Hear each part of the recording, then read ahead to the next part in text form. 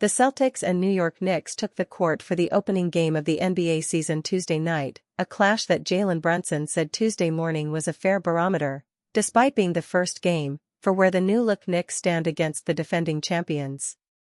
But instead of a tense, dramatic affair, the only drama on this night at TD Garden, where the Celtics raised their record-setting 18th NBA championship banner to the rafters, was watching Boston spend the final 8:54 of the 132-109 win over New York trying, and, ultimately, failing, to break the NBA record for three-pointers made in a game.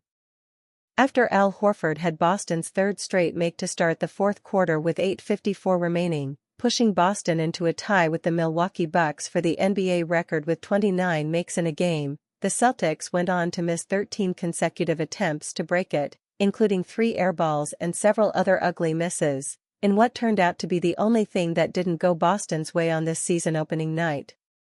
"It was almost like we got jinxed or something," Celtics forward Jalen Brown said. "It was like when we were just playing, having fun, playing our style of basketball, everything was going in. And then once the crowd got into it and we started hunting them, we couldn't even hit the broad side of the barn. Everything was off. We got a bunch of great looks, and it was like a lid on the basket. So that just shows, we're not a team that's hunting threes.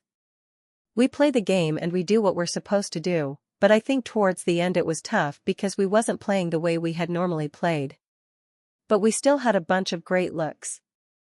Before Boston's cold streak to end the game, the Celtics had gone 29-4-48 from behind the arc, part of a team-wide offensive display that saw the Celtics finish the game with 33 assists compared to just 3 turnovers, and individually was led by Jason Tatum, fresh off tweaking his jumper this summer, finishing with 37 points on 14-4-18 shooting, including 8-4-11 from three-point range. But for as hot as the Celtics were for most of the game, that's how cold they became down the stretch. Despite the crowd chanting one more three on several occasions, it wasn't enough for Boston to get over the line as the Celtics spoiled the Knicks' debuts of big-name offseason acquisitions Mikal Bridges and Karl-Anthony Towns. "I asked around, 26 what the record was," Celtics guard Derek White said, "and then someone told me.